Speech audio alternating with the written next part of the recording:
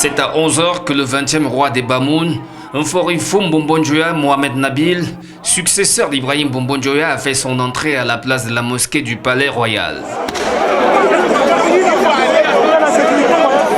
Ambiance surchauffée, avec un peuple massé depuis les premières heures de la matinée pour assister à la rupture du suspense.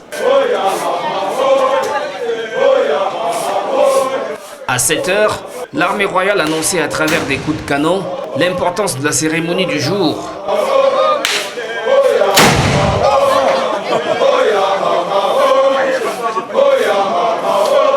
Défilé des dignitaires du palais pour préparer l'arrivée de l'heureux élu, le tout dans une cohue impressionnante. Lorsqu'il est dévoilé à la foule, c'est l'hystérie totale. Jeune monarque de 28 ans, sa jeunesse plaît et séduit toutes les générations. Je suis tellement émue, très contente de ce nouveau roi. C'est toute une fierté pour le peuple Bamoun qui retrouve à la tête de ce peuple et de cette culture un nouveau roi. Donc c'est toute une fierté parce que notre roi est de retour. Depuis l'autre jour, on avait les larmes aux yeux. Oui. Dès à présent, vraiment nous sommes un peu consolés avec l'arrivée du nouveau roi au trône. Nous avons notre père qui est revenu en la personne de Sa Majesté Nabil.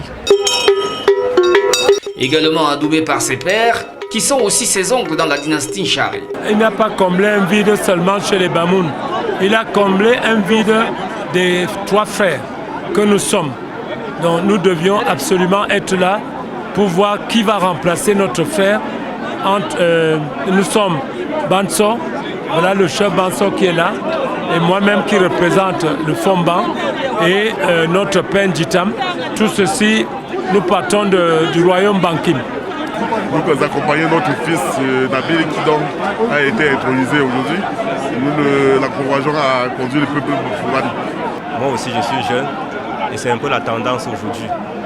J'ai la conviction que tout va se passer normalement comme ça se doit et le fils va savoir gérer les choses comme le père a toujours bien fait. Désormais vêtu de ses oripeaux, Mforifoum Bombonjoya Mohamed Nabil a la tâche ardue. Son défunt père, Ibrahim Bombonjoya le bâtisseur, fin tacticien, sachant manier la carotte et le bâton pour mener ce peuple Bamoun fier, travailleur et parfois rebelle, aura placé la dragée très haut. Sur le plan culturel, nous attendons du nouveau monarque qu'il puisse impulser au-delà des frontières internationales, c'est-à-dire les us et les coutumes Bamoun. Aura-t-il donc les épaules assez larges et les coudées franches auprès des siens? Rien n'est moins sûr. Un chef n'a pas d'âge.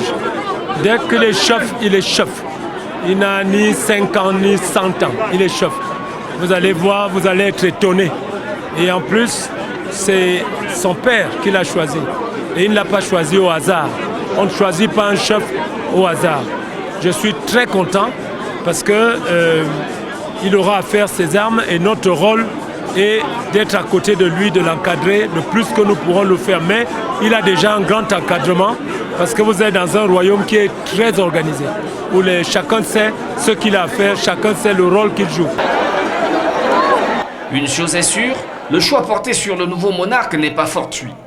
Lincoln, ses chefs intronisateurs et tous les conseillers de la cour ont vu leur choix approuvé par la population qui était peut-être déjà préparée à la venue de ce jeune premier.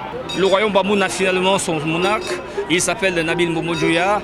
C'est quelqu'un qui a été attendu parce qu'il y avait un vide à la tête de la monarchie.